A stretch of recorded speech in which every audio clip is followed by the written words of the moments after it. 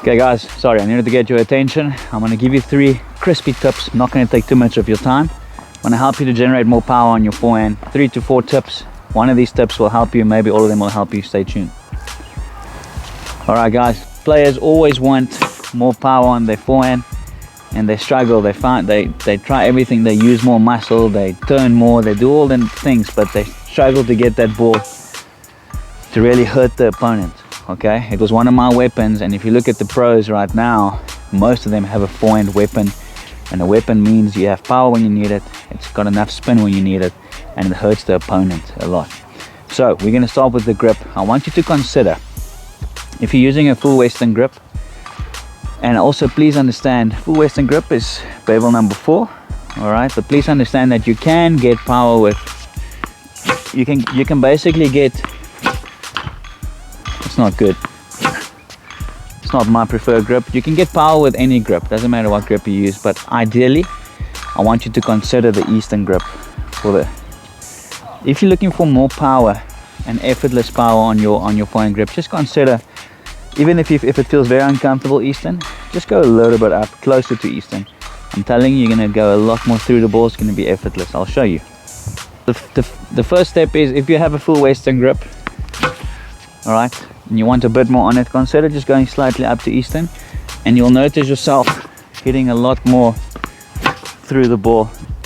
And that's without any other tips, and I will give you more, but just by doing that small little change, even if you change nothing else, you're going to get a lot more on your forehand.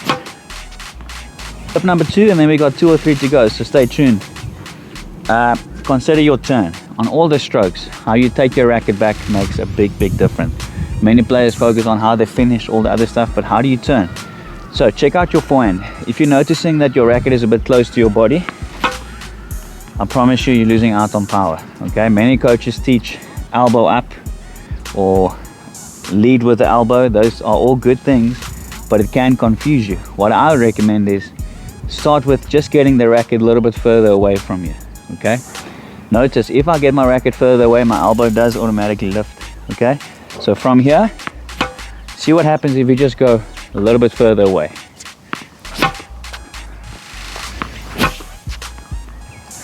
A little bit further away, and then obviously I'm overdoing so you can see the picture, but and then play around with it, whatever works for you. Further away, elbow up actually works well for me. It gives me a bit more whip. Why does that work? Because when you get your elbow away from you, automatically look what happens to my body.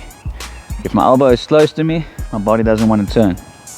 Elbow is away, look at my upper body, the body turns. Elbow away, the body turns, and this leads me to my next step. Once you rotate the upper body, the next step for the kinetic chain is the legs have to drop. Okay, because I'm turning, it's pulling in my hip. The next step is the leg wants to drop. So now you got best of both worlds. Once you have this going, the next step the body wants to do is the hip wants to start accelerating, and then that's where you get power.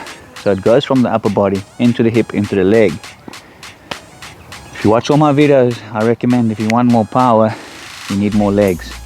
So everything works, but you're limiting yourself so much if you don't add the legs. Let me show you.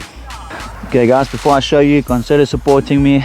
It's a win-win situation. Grab my ebook, link in description. Check my whole journey there. A lot of crazy tips in there that will help you.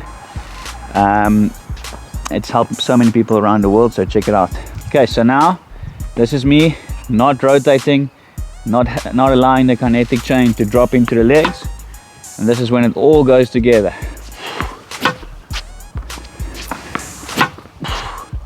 Not sure if you've seen or noticed that the 4th tip automatically happened, which was, if you really want power, then you have to go forward into the ball. So that's the next step from the rotation. Especially on the inside out, it works so well.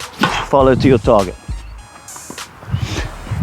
Grip, turn, into the hip, into the legs, then forward. I promise you do that, you'll get more power. Let me know in the comments what you think. If you don't mind, like, subscribe. I appreciate you.